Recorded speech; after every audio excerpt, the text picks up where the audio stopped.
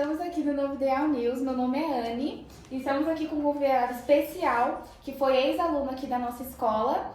Ele foi pré-tec e está aqui voltando para apresentar uma apresentação maravilhosa, um podcast maravilhoso aqui com o nosso professor Tom. Então eu gostaria que você se apresentasse brevemente e logo após a gente apresenta o Tom. Então, bom dia, boa tarde, boa noite quando você estiver vendo isso. Meu nome é Davi, eu sou alumna, eu sou ex-aluno aqui do Colégio Novo Ideal.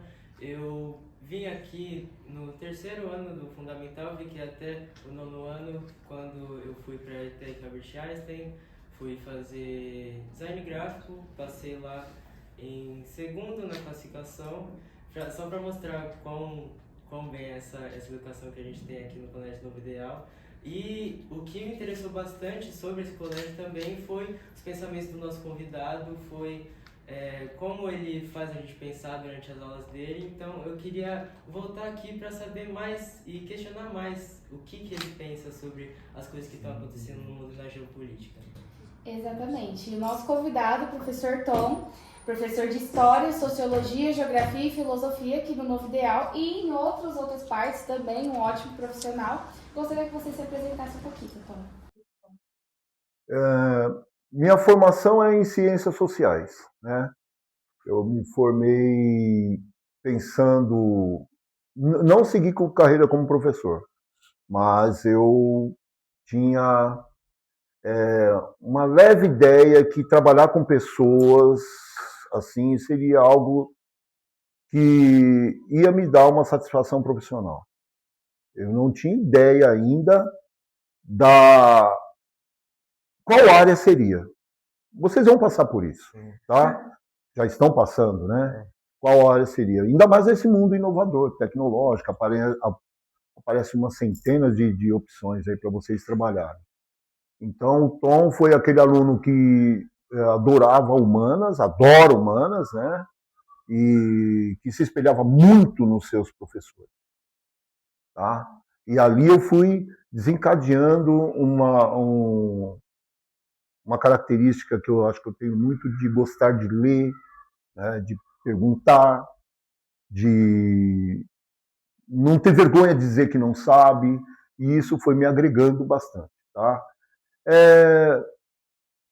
Fora da linha acadêmica, eu sou uma pessoa muito comum, muito comum. Tá? Muito embora as pessoas ficam me rotulando às vezes aí, mas eu sou muito comum. Eu gosto de assistir TV, eu gosto de assistir mais canais abertos e fechados alguns. Eu sou muito seletivo, gosto muito de futebol, né? A eletiva sobre esporte. Minha eletiva aqui no colégio é sobre esporte, né? Esporte e sociedade. Aí, bom, enveredei para a área de sociologia. E sociologia é o que, para mim, me dá a noção do que é viver num mundo, né, tão complexo e tão dinâmico ao mesmo tempo. E tanto que você falou que você, fora da escola, é uma pessoa comum. Eu, particularmente, quando eu vejo a pessoa Tom, eu imagino uma pessoa que tem 30 livros na mesa de cabeceira, que ele folheia todos na hora de ler, na hora de dormir. Então, assim, é uma presença muito, muito didática, mas ao mesmo tempo um amigo muito grande. Galera, é o seguinte, ó, vamos ser bem objetivos. O professor, ele não consegue agradar todo mundo, isso é óbvio, né? Mas a gente percebe na sala de aula quem realmente tem veia, tem predisposição para estudar, que não é conformista, que não se conforma só com aquilo, né? Então, a gente vai se aproximando, nós vamos orientando, e aí a gente acaba criando um vínculo, porque tem alunos que ficam com a gente do sexto ao terceiro ano do ensino médio, até na faculdade, né? É comum encontrar já ex-alunos formados, cria-se um elo de respeito, e você passa a ser até uma referência para alguns alunos, né? Eu te agradeço muito, tá? Era um bom aluno, pena. é um traíra, mas tudo bem. Né? E o tópico de hoje vai ser um contexto mais geopolítico. Geopolítico. Isso, que eu sei que o senhor fala muito bem sobre. A gente vai trazer um contexto mais geopolítico total, assim, sobre tudo, e eu gostaria que o Davi começasse. Então, já que você se formou assim, e tanto nas suas aulas você retratou bastante esse contexto geopolítico atual, né, sobre o que estava acontecendo no momento, eu queria puxar mais para o tópico, né, do conflito no Irã e do fechamento e como está agora aberto o Estreito de Hormuz. Eu queria falar sobre como lida o Donald Trump, o presidente atual dos Estados Unidos, e a diferença entre como ele lida e como os outros presidentes dos Estados Unidos, os ex-presidentes, lidaram com essa questão de entrar nesses países, né, de ter conflitos com esses países, principalmente no Oriente Médio, e que coincidentemente tiveram muitas reservas de petróleo e tiveram muito interesse econômico pelos Estados Unidos. Bom, não é uma pergunta tão simples assim de responder de bate-pronto, porque analisar outros presidentes é um campo, né, muito vasto de análise. Né? Vamos citar aí Biden na transição para Trump, né? Donald Trump. Muito embora o Donald Trump bateu demais no Biden, porque ele não se fazia, entre aspas, presente em algumas áreas estratégicas dos Estados Unidos. Tá? Ele não fazia, vamos dizer assim, fazer valer a sua relação de poder, principalmente bélico. A gente percebe isso nos discursos, nas críticas ao presidente Biden, né? Bom, o Donald Trump, hoje, quando ele assume, ele deixa muito claro que algumas políticas externas, né, deveriam ser revisitadas. E aí sobrou para o Japão, sobrou para as Coreias, né, no sentido de bélico, né, no sentido militar, de garantir a segurança. Isso tem custo. Tá? Tem um custo muito alto para os Estados Unidos. Mas, falando especificamente do Oriente Médio, não é. Vocês podem procurar livros que não vão cansar de mostrar isso para você. Não é. Como é que eu vou dizer? Não é difícil de entender a questão do petróleo. Sempre o petróleo é um pano de fundo. Tá? Uma arma geopolítica. E ainda tem previsões aí, segundo as áreas mais competentes, que vai durar aí o petróleo jorrando, como a gente vê aí, mais ou menos daqui uns 16, 17 mil anos. Né? Então ainda tem muito tempo para o quê? Para que o petróleo seja a mola, né, propulsora da economia mundial, da produção. Né? Tanto é que tem a questão das reservas. Talvez seja até um joguinho, né, que os Estados Unidos gostam de fazer, né, de segurar suas reservas e explorar dos outros. Você é muito imperialista mesmo, né? Mas é o pai da globalização, do neoliberalismo, enfim. A gente tem aí esse cenário mundial. Agora, especificamente, falando de Oriente Médio, o Irã já vem de um tempo onde que houveram ameaças dos dois lados. E desde 1979 para cá, isso ficou mais acentuado. A questão,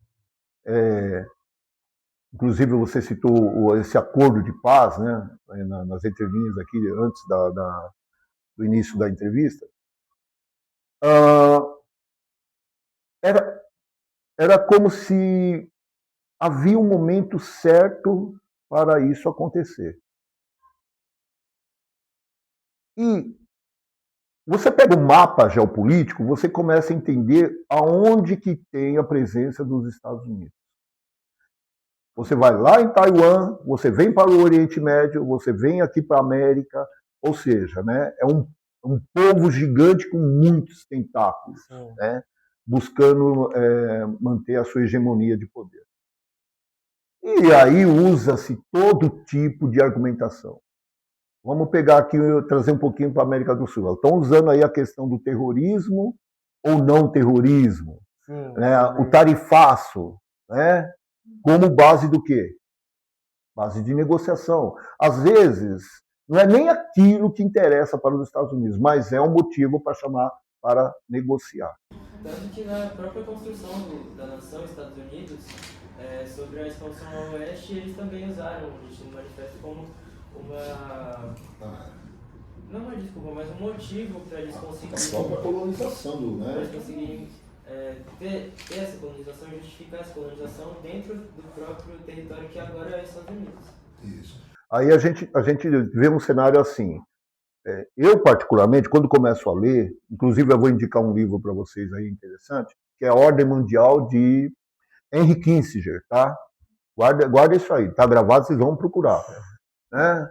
Ordem Mundial, que vai te esclarecer muito, dá para ter noção de como que os Estados Unidos interpreta, na visão do Kissinger, o secretário lá dos Estados Unidos, tal, um homem poderoso, e ele coloca realmente que existe essa supremacia dos Estados Unidos, mas todos os países criaram uma ordem mundial dentro, né, do seu aspecto cultural, social e econômico.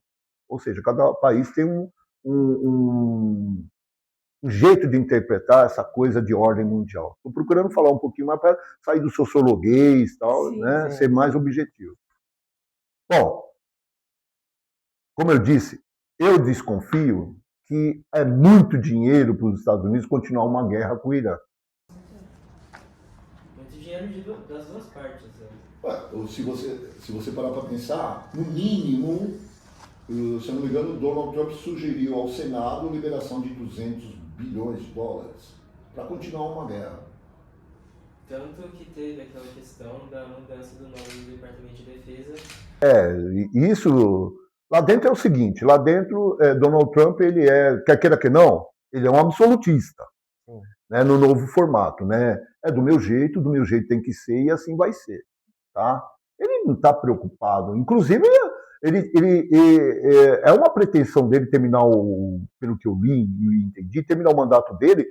Quanto mais o dólar desvalorizar em relação ao mundo, ele vai ter menor gasto com as dívidas internas para poder pagar um dólar mais barato. Também se faz essas leituras, tá bom?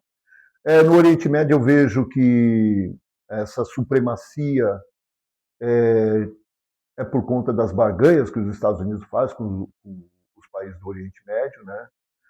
Do outro lado você tem uma Rússia, uma China, né, que são parceiras do Irã, já incomoda, né? Você tem os Estados Unidos olhando para um Brasil que faz parte de um BRICS, né? Que agora aumentou o pacote, né? Agora é BRICS Plus, né?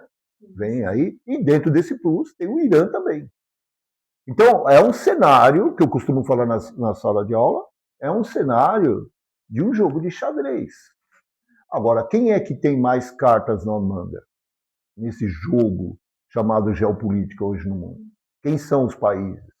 Quem é que tem? Estados Unidos, China, Rússia, sem falar no bloco europeu. A gente tem que ficar atento. Então, é um cenário que a gente vai, aos poucos, desvendando. Donald Trump tem uma estratégia de falar, ó, isso, hoje é sexta, amanhã já mudou. É uma coisa que ficou observada aí, que os Estados Unidos têm uma estratégia, sempre quando vai atacar um país, né, ele ataca, se ele fala que não vai atacar, no outro dia já ataca. E normalmente de fim de semana, porque aí tem a questão das bolsas de valores. Você falou isso em sala Entendeu? de aula. Estou relembrando esse assunto. Tem a questão. Pode reparar, os ataques são de sábado, a maioria. Bolsa de valores, né? Então, é um jogo de xadrez que você precisa entender. É uma supremacia estadunidense? Se eu for colocar em percentual, não mais 100%, mas ainda está nos 70%, 80%, que eles têm poder de barganha. Vamos pegar o nosso país? Tá, ele usou o tarifaço, ele usou agora o PCC e tal, para, olha, vem cá, vamos conversar. Qual foi o presidente da República que ficou 3 horas conversando antes para depois dar uma coletiva para a imprensa nos Estados Unidos. Alguma coisa tem, gente. Né? Tudo bem, falaram de particularidades, tal, isso, aquilo, mas alguma coisa tem. Gostaria de ressaltar a questão das terras raras. Todo país tem terra rara. Eu já falei para vocês, terras raras. Todo país tem. Só que as duas potências em minério, nesse sentido, são China e Estados Unidos, e Brasil. 25% a 26% o Brasil e o resto 45% a China. Terras raras. Que vão suprir as necessidades de matéria-prima nos Estados Unidos para a produção de alta tecnologia, desde o smartphone a um carro elétrico. Né? Então, e os outros países? Então, você tem uma ideia, todos têm, mas não na quantidade que Brasil e China têm. Com quem que os Estados Unidos se relacionou depois que falou com o Brasil? Uma semana, provavelmente, se eu não estou muito enganado, uma semana depois estava na China. Concordam? Fala com o Brasil, fala com a China, volta para os Estados Unidos, a Rússia, o Putin se encontra, né, com os chineses, e aí você começa a entender o que está rolando. Vê uma China que antes, eu sempre acho que a China comia pizza pela borda, sabe, começava pela borda, bem na dela, é um jeito mesmo chinês de ser, oriental de ser, né? E quando você vê, já tomou conta. Diga-se de passagem a África, é só vocês pesquisarem sobre a África, a presença chinesa na África. Prestem bem atenção nisso, né? Tem que ir lá ver, tem que ler o que está acontecendo, né? Então, é um jogo de xadrez e a supremacia estadunidense se coloca, por isso que eu falei que algumas perguntas que vocês me fizeram, tanto em sala de aula aqui, é muito vasto as respostas, as análises, tá bom? É mais ou menos esse é o cenário. Temos uma supremacia estadunidense que tem uma gama grande de barganha com muitos países, inclusive aqui da América, o Oriente Médio, tá, também. É um assunto muito né? Muito complexo, até do ponto de vista, assim, quando você colocou, Davi, a questão da gastos dos dois lados, tudo bem, a gente sabe. Você não quer comparar, aliás, por causa do petrodólar, você não quer comparar a economia estadunidense com o Irã. Não dá. Mas também custa muito caro atacar outro país. Hoje, ainda mais agora, com mísseis teleguiados, com drones, tudo ficou muito mais caro. Né? Eu acho que para continuar a guerra era melhor sentar e falar: oh, peraí, vamos dar um tempo aí. O Irã percebeu isso. Eu também gostei dessa coisa que você falou sobre ser um jogo de xadrez, né? A gente viu isso, por exemplo, em 2022, quando, por exemplo, o conflito entre a Ucrânia e a Rússia, ela se iniciou com grandes movimentos, né, geopolíticos e movimentos que incluíam a entrada ou não entrada da Ucrânia na ONU, que incomodaria a Rússia e A OTAN, né? A OTAN.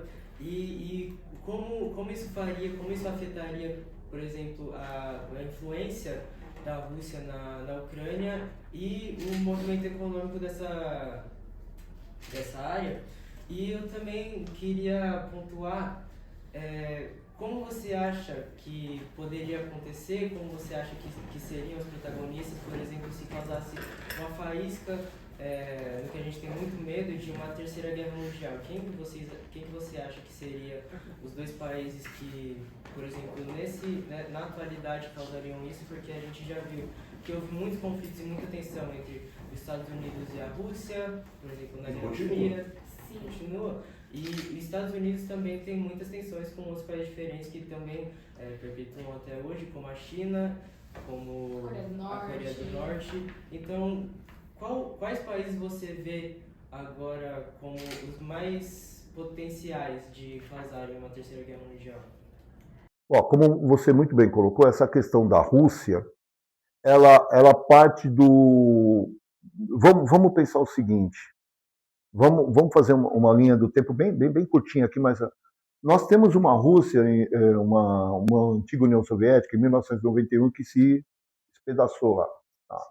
Eu tenho, para mim, como professor e como leitor, né, que gosto de geopolítica, que não desceu muito bem na garganta do Putin essa história de a Rússia não ser mais protagonista no cenário internacional. Aí cria-se a CEI e tal, né, Comunidade dos Países Independentes e tal, e, de certa forma, faz uma alusão ao que foi a União Soviética, sob domínio da nave-mãe chamada Rússia. Né? Então, trazer a Rússia para o cenário internacional, mesmo, claro que eu não gosto das atitudes do Putin, foi o que aconteceu. Ele trouxe a Rússia para o cenário internacional. Até então, por conta de o socialismo ter deixado, o comunismo ter deixado de existir em 91, dá-se a impressão no imaginário popular que a Rússia faliu, né? Agora a Rússia acabou. E talvez isso aí foi algo que ele foi alimentando, essa questão de, estou falando Putin, né? De trazer a Rússia num cenário cada vez mais protagonista desse mundo das decisões. Bom, falando da guerra, você tem uma Rússia que tem 6 mil ogivas nucleares, você tem Estados Unidos que tem 5 mil. A pergunta é, para que tudo isso? Mas eu acredito que seja mais para poder mostrar mais poder político, né? Para você criar, por exemplo, medo entre outras nações. Aí vamos pegar o teu gancho. Quando encerra-se o período da antiga União Soviética, o que aconteceu com os países? Os países se tornaram independentes. E, né, concorda que alguns não tinham nem condições de entrar, apesar de ser o leste europeu, de entrar na União Europeia, para fazer parte do grupo dos países capitalistas ali da União Europeia, e muito tiveram que se desenvolver em termos de economia, de maquinário, de latifúndio, de produção agrícola tal, para entrar num cenário de União Europeia. Você tem ele lá só fiscalizando. A maioria desses países, não sei se eu estou errando nisso, maioria, mas boa parte desses países também foram convidados a pertencer à OTAN. Isso já é por demais um desagravo para o Putin. Ele falou, para aí, cara, né? Vamos falar numa linguagem popular. Peraí, meu, eu estou sendo cercado na minha fronteira. Sim. Não? Então, se você pegar os países que fazem divisa praticamente ali com a Federação Russa, a maioria já está na OTAN. E a Ucrânia? Aí eu acho que foi uma gota d'água. Muito embora o Putin falou, não, a Ucrânia não. Já teve não sei que Copa que foi, 2010 ou 2014, me fugiu agora, a Rússia, em plena Copa do Mundo, se eu não me engano, estava invadindo a Geórgia. 2014 quis invadir a Ucrânia. Ou seja, olha aqui, ó, pelo amor de Deus, né, vamos pensar o seguinte, a Ucrânia não vai entrar para a OTAN. E foi. Ele usou isso também. Ele deixou claro, não vai entrar. Se você pegar um mapa e colocar na mesa e falar assim, nossa, todos esses países que estão aqui estão na OTAN agora, você está isolando a Federação Russa. Não tem mais Pacto de Varsóvia. Né? E blindado, você se sente blindado. A gente pode ver que, como por exemplo você falou, tem uma perda de influência da Rússia agora nesse país, mas também eu não acho que esteja perto de acabar, por exemplo, na questão da Moldávia, da Bielorrússia, que são países bem fiéis, ou você poderia dizer dependentes da Rússia nesse sentido, que na política interna não é aceito ainda essa questão da OTAN ou do Ocidente, mas com esses países mais próximos do Ocidente culturalmente, como por exemplo a Ucrânia, é algo que é mais aceito e mais que eles renegam mais. Você vai perceber isso na hora que você vê aquela bendita visita do Zelensky aos Estados Unidos lá, né, presidente e vice, detonaram ele. Eu achei de uma covardia absurda. Humilharam. Né? Humilharam. Então você começa a perceber o seguinte, existe influência russa? Ah, claro que existe. Olha aqui, gente, nós estamos falando de BRICS. Nós estamos falando um dos maiores fornecedores de insumo agrícola do Brasil. Nós estamos falando de Ucrânia, que também vende para o Brasil. Né? Alguns que mediante essa bipolaridade, direita e esquerda, olha com quais países nós estamos negociando. Gente, eu tenho que negociar no campo econômico. Não quer dizer que eu vou tornar o país, o Brasil, socialista. Está longe disso. Muito. Né? Está longe. Desde que eu sou gente, eu vejo o Brasil vai virar uma Venezuela, o Brasil vai virar... Gente, pelo amor de Deus, se fosse para isso ter acontecido, já tinha acontecido. E não aconteceu lá atrás, estou falando de período de João Goulart, tal, isso aqui, porque teve sim influência dos Estados Unidos. Teve intervenção. Intervenção. Externa. Hoje, o mundo está assim, ó. Você é meu pior inimigo. Eu falei isso em aula, né? Você é meu pior inimigo, mas eu vou negociar com você para outros interesses. Mas você é meu pior inimigo. Sentamos à mesa para negociar. Isso é geopolítica. Isso é relação de poder. O Brasil está no BRICS, tem o Mercosul negociando com a Europa. Percebe?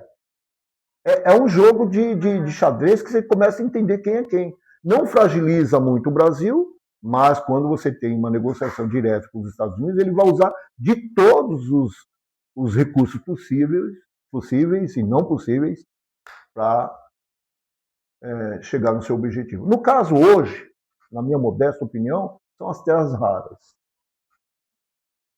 São as terras raras. Eu tenho como negociar com o Brasil pelo tarifaço. Eu sou o segundo maior parceiro comercial dele, já fui o primeiro, hoje é a China, mas eu tenho como taxá-lo em alguns produtos. Se você não gostar, o que você vai fazer? Quando você não gosta de alguma coisa, você vai falar para a pessoa, não vai? Então, vem cá, Lula, vamos conversar. Tem um negócio que me interessa lá no seu território. Lá. Que tal você me fornecer isso e eu baixo a tarifa disso? Ou talvez nem cobro mais aquelas tarifas que eu faço. É um jogo político mais associado à chantagem porque há um poder político, um poder econômico maior dos Estados Unidos e com mais importação do Brasil para os Estados Unidos. Davi, são 10 vezes maior que o PIB brasileiro, o PIB dos Estados Unidos. Cara, economicamente é ano-luz de diferença. Mas só que os Estados Unidos têm um problema. Ele precisa manter a sua industrialização, ele precisa ter uma reserva mineral garantida para manter essa produção, porque é um grande fabricante de automóveis, é um grande fabricante de eletroeletrônicos, de tecnologia de ponta. Vale do Silício não está ali à toa. Mas para isso, para eu colocar em prática, sair do software para o hardware, eu preciso de matéria-prima. Isso aqui, ó, um computador, essa câmera, esses celulares, precisam. Até a luz do seu celular é de minério.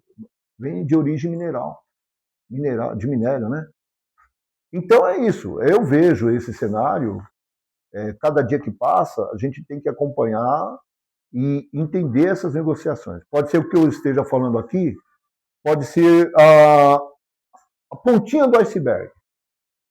E voltando à sua pergunta sobre guerra mundial, eu citei as ogivas para você parar para pensar, cara, que sentido faz? Já teve uma matéria que me fugiu o nome agora, seria muito apropriado eu lembrar que as guerras ela tem que voltar para o convencional, porque não dá mais para ser nuclear. Qual o sentido de ter guerra nuclear hoje? Quem é que sai ganhando? Ninguém. Ou você destrói tudo, no mínimo, para acabar com o planeta, umas 100 ogivas. Para que Rússia tem 6.000? Aquilo que você falou, é a relação de poder. Eu sento à mesa para conversar com você, você está olhando para mim 6.000 ogivas. Eu estou olhando para você, você tem 5.000. Não é melhor a gente dar a mão? Né? Vamos conversar? Vamos. Deixa quem está nos seguindo se matando lá por nós. Aconteceu isso sempre, né? Primeira, Segunda Guerra Mundial foi isso, deixando bem claro, né? É isso. Eu não queria ser muito prolixo, porque eu sei que demanda tempo. Demanda muito falou sobre a questão das terras raras e que a China e o Brasil, eles são mais... São os que têm mais reserva. Sim, trazem uma autossuficiência muito grande. Principalmente quando a gente coloca a China, ela está passando por um processo de socialismo e trazendo uma economia capitalista. E eu queria saber o que você acha, como é que ela vai conciliar essa economia capitalista durante a história e se tem uma abordagem diferente das outras pessoas que comandaram a China anteriormente. Não, a gente tem que entender a China. É claro que o passado de um país, o passado presente nos livros, as análises, que dão sentido ao presente. A China entendeu que é o capitalismo mesmo. Tanto é que as tecnologias que foram implantadas na China, nas empresas, são oriundas dos Estados Unidos. Boa parte das empresas que aumentaram a produção nos Estados Unidos são estadunidenses. E a China também faz parte disso, porque ela desenvolve tudo aquilo que você já tem, ela pega e ela amplia, ela melhora aquilo. Então não existe Estados Unidos sem China e China sem Estados Unidos não existe. Isso é que nem água cristalina. Não existe, porque são duas potências econômicas, né? Militar ainda eu estou estudando para ver se realmente a China está pode ser falta de informação da minha parte, mas se ela tem um poderio, né, para poder enfrentar uma guerra nesse sentido, propriamente dito, com qualquer outro país. Está investindo no Brasil, na Bahia, uma base militar, no Ceará um data center, entendeu? Na África já tomou conta. É só aquilo que eu falei, é o povo com seus tentáculos abertos. Está pegando. E é um movimento muito sutil Dos chineses. Mas eu queria saber, assim, historicamente, a gente viu que, por exemplo, o Mao Zedong teve uma aproximação, né, teve uma abordagem muito mais radicalista sobre o comunismo e querer implantar essa visão mais socialista e com poder mais para o povo, né, ter um trabalho mais focado ao proletariado no governo. Mas eu queria saber se teve uma diferença entre o Xi Jinping e o Deng Xiaoping e como que eles abordaram essa questão do socialismo, como que eles abordaram essa questão do capitalismo através da história, né? Também contando... Desde Mao Tse Tung? Desde Mao Tse Tung, não, Deng Xiaoping até... Os dois aí, os dois mais recentes, eles enxergaram que a nova ordem mundial passa estritamente pelo capitalismo. Talvez foi um choque quando o socialismo caiu. A consciência chinesa de que qual que é o seu papel nesse mundo caminha pelas veias do capitalismo. Muito embora alguns setores ainda se mantenham sob a condução socialista. Mas para fazer parte do mundo, se tornar uma grande potência, teve que enxergar que o capitalismo é o jeito. Você está falando de uma população que tem 1 bilhão e 400 milhões de habitantes. Como garantir emprego para todo mundo, se não for dessa forma? No campo? No rural? Não. Ele tem que entrar. Agora, obviamente que se dá reservas particulares, né, dentro de uma cultura chinesa, com base no comunismo, alguns setores são preservados. Se eu não me engano, a educação, os meios de comunicação, mas a China realmente abriu de vez para o mercado. Tanto é que tem grande interesse em manter a Taiwan como um território chinês por conta de ser um baita, talvez o maior país, vamos chamar de país assim, produtor de chip do mundo. Chips cada vez mais poderosos, que é de grande interesse dos Estados Unidos também. Os dois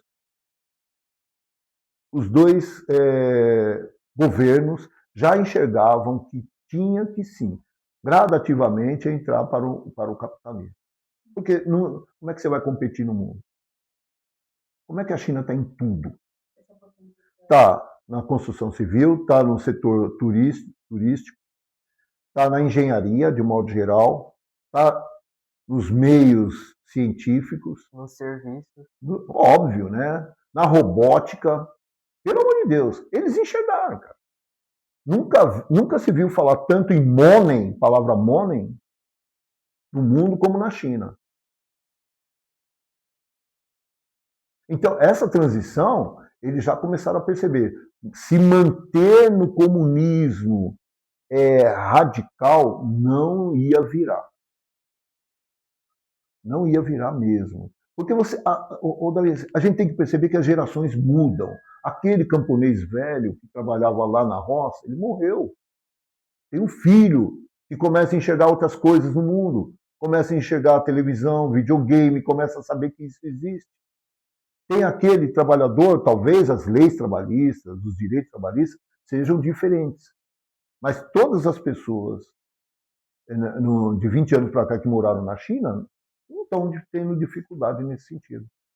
Trabalham, são remunerados à altura e tem lá o seu padrão de vida. Porém, volto a dizer, alguns setores são preservados no modo socialista comunista.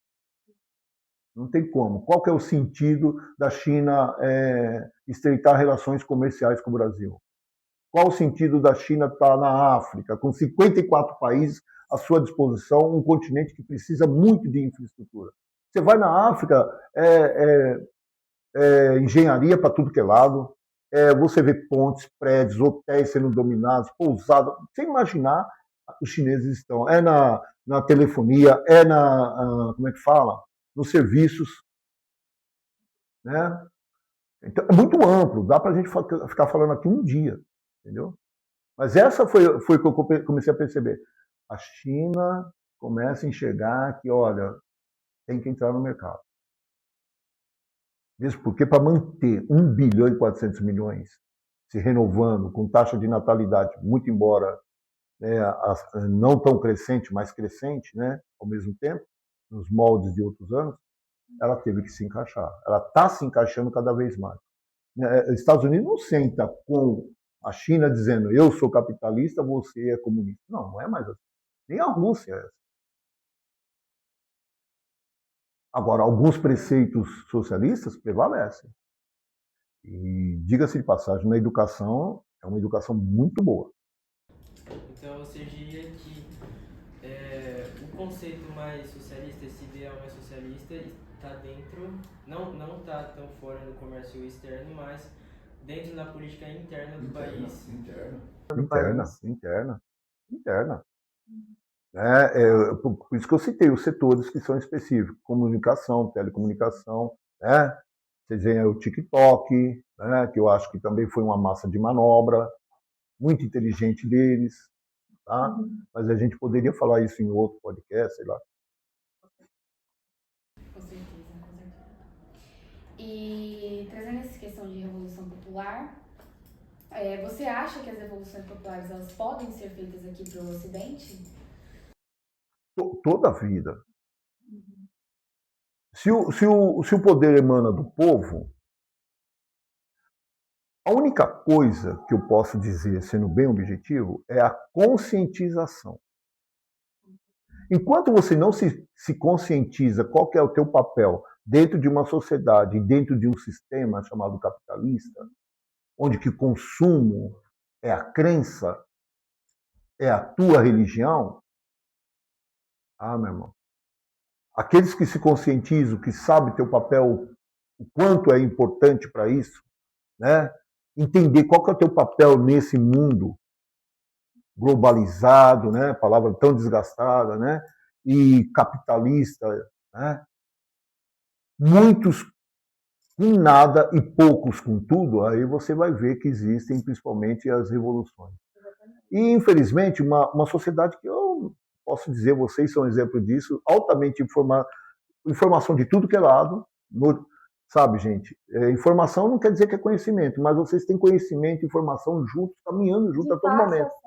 Tudo, muito. Eu estudo no YouTube, pesquiso, faço pesquisas, tenho que ler bastante. Mas é da geração de vocês. Exatamente.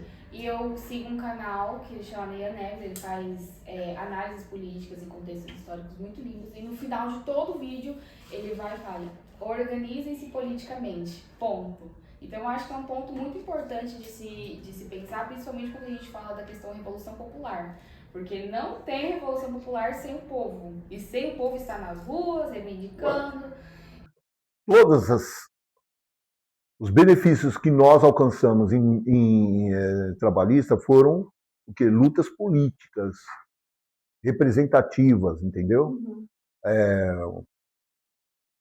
Não foi uma coisa tão tranquila. Hoje, muita gente aí pode-se dizer, não tem noção, mas muita gente tem noção que teve gente que morreu pelos direitos que nós temos hoje. Morreram em passeatas, morreram contra ataque da própria polícia. Né? Não estou dizendo a instituição, não estou criticando a instituição, mas no momento, tá? Porque se atrela ao seguinte, qualquer manifestação que existe, ela é baderna. Será mesmo? Tem muita gente que critica hoje porque tem benefícios que foram com essas passeatas à rua, o povo se manifestando, que tem os seus benefícios hoje. Em todo sentido, principalmente trabalhista. Principalmente essa movimentação que a gente está tendo da USP, dos estudantes se manifestando para terem uma infraestrutura melhor na USP, porque querendo ou não, é uma faculdade muito grande, reconhecida mundialmente, que está trazendo uma questão de infraestrutura meio fragilizada. Então, os estudantes estarem reivindicando não apenas os seus direitos de estarem na USP, de estarem lá pela infraestrutura mais completa, mas também pela questão das aulas mesmo, é muito, muito complexo. Eu penso o seguinte, toda reivindicação, ela não nasce de uma pessoa, ela não nasce de um pensamento de uma pessoa. É um conjunto de ideias que convergem para aquilo. Ué, alguém pode falar das manifestações de ruas partidárias?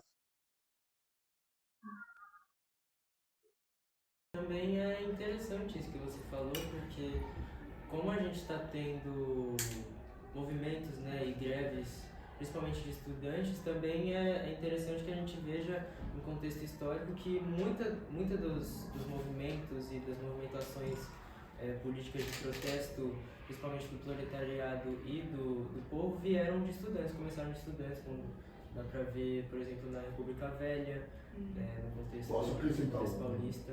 Você queria cortar? No contexto Posso acrescentar paulista. sem querer cortar o seu raciocínio? E, por incrível que pareça, as grandes revoluções sociais, políticas, ocorreram mediante a classe média. Vieram da classe média. Talvez eles não tinham. Talvez o estilo de vida de uma classe média indeterminada não precisava ter. Mas a revolução, ela surge de ideias convergentes. Ninguém faz uma revolução sozinho. Tá? Talvez o mundo. Me digam vocês, onde vocês viram alguma revolução recente? É no Nepal, mas Quem que é o Nepal, escasso, né? Infelizmente. Percebe? Vocês estão vendo aí o México, os professores fazendo greve lá em plena Copa do Mundo. Vocês estão sabendo disso? Não. Entendeu? Então, os professores. Mas, galera, não existe história sem conflito, em todos os sentidos. É isso. O que faz as mudanças na sociedade passa pela questão das revoluções, dos pensamentos, das análises, né? De entender o contexto que eu vivo. Por exemplo, eu vou ser sincero, se eu pudesse levantar uma bandeira hoje contra o sistema capitalista, eu sou capitalista, eu vivo num país capitalista, não posso negar isso. Mas eu levantaria uma bandeira sobre o consumismo. Às vezes eu me pergunto, dentro desse contexto capitalista, todos os setores, vamos falar de roupa, o que já se produziu de roupa no mundo? Né, de calçados. Será que precisa de mais? Onde é que estão isso aí? Nem demanda para aquilo. Não, você anda numa rua aqui em São Paulo como 12 de Outubro, na Lapa, que é um bairro ali, né, comercial, né, e também residencial. Meu, toda hora tem uma camisa nova, tem um sapato novo, tem um modelo novo. É o papel da propaganda, né? Então eu vou muito nisso. Eu acho que deveria ser não uma revolução chamada conscientização. Enquanto o povo não entender que é da sua consciência que faz o coletivo, a minha consciência converge com a sua, nós já estamos fazendo um movimento de ideias. Tá? Ninguém está falando de baderna, para não ser mal interpretado. Entendeu? É baderna. Tá? Então,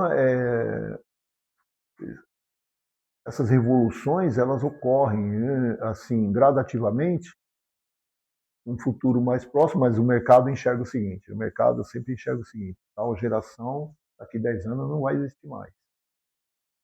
Está vindo uma nova que fala a nossa língua.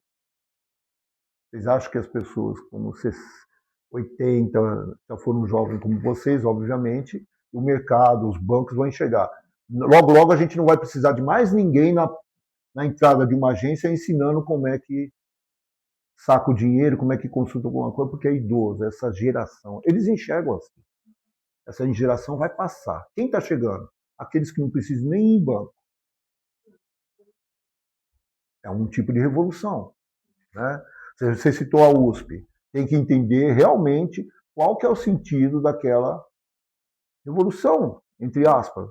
É uma revolução mesmo? Todos os alunos da USP convergem naquela situação? Tem que ver isso. Tá? Para não ser um mero movimento pontual aqui e ali. Revolução, ela vai passando por etapas. E essas etapas se consolidam com a mudança. Eu ainda acho que o ser humano, principalmente no mundo capitalista, devia rever a sua posição ao consumo. E assim que se inicia realmente a questão de consciência. Não só do que você faz, com o que você usa, de onde veio aquela peça, de como está sendo comercializada, mas também a questão política. Ué, se eu pegar desde o algodão até finalizar na sua calça jeans, por baixo 10 mil litros de água. Uma calça. Desde o plantio, recolhe o algodão, manda lá, lava o algodão, manda para a indústria, vai água, vai isso, vai aquilo. No contexto, finalizou a sua calça jeans, quanto nós gastamos de água? É claro que isso é uma estimativa, você vai falar, 10 mil litros de água. Banhado de trabalho escravo. Dependendo do local onde é feito, né, é uma máscara do trabalho escravo, né? Diz que não, mas, né, 16, 17 horas de trabalho ininterrupto é problema, né? É problema. Né? É muito importante você ter vindo aqui para trazer esses pontos, porque eu acho que assim, que nem eu falei, tem que se conscientizar politicamente, tem que se entender, tem que entender o que está passando no mundo, tem que estudar. Eu estou num processo de estudo muito grande porque eu comecei a me interessar por esse assunto ultimamente. Então é uma coisa que cada vez mais eu tento aprender, cada vez mais eu tento me informar. Então eu queria que o senhor trazesse alguns livros sobre o assunto que a gente trouxe hoje, questão imperialista, questão da China socialista. Eu aconselharia para vocês que estão no ensino médio a ler esse livro que eu indiquei, que eu comentei. Ordem Mundial de Henry Kissinger. Tá? Seria muito bom para vocês compreenderem o que quer dizer uma ordem mundial na visão de alguém que estava dentro dos momentos mais cruciais dos Estados Unidos e do mundo. Isso é muito importante. Tá? Eric Hobsbawm, né? Tá? Tem que ler A Era dos Extremos. Tá? Estou citando alguns que eu lembro de cabeça. Eric Hobsbawm. Tem Peter Drucker, que não era um acadêmico, mas ele falava de uma mudança que acontecia, principalmente nos Estados Unidos, com os empresários e tal. e algumas coisas que eu passei a ler, mas é muito antigo, tá? É Sociedade Pós-Capitalista. Olha só o título, Sociedade Pós-Capitalista. É de fácil leitura, mas a princípio eu deixo aí a dica Ordem Mundial. Não estou ganhando nada, hein? Ó, Ordem Mundial de Henry Kissinger, tá? É uma boa dica para vocês. Eu já levei na sala. Já levou, É. eu vi. Aí quando eu mostrei na tela lá, R$ 670, alguém olhou para trás e falou, não dá não, não dá não. Mas aquele lá é em inglês, gente. Em português está aí. Às vezes você gasta R$ 100, 130, consumindo coisas que... Consuma alguma coisa que vai te enriquecer enquanto pessoa, tá? Enquanto pessoa. Como diz um pensador, que eu não vou citar o nome agora, para não dizer, porque isso aí, como isso aqui também vai vir, pode ser visto lá na Alemanha, eu vou mostrar para minha filha, tal, isso e aquilo, lá na França. Alguém pode interpretar, esse cara é marxista, né?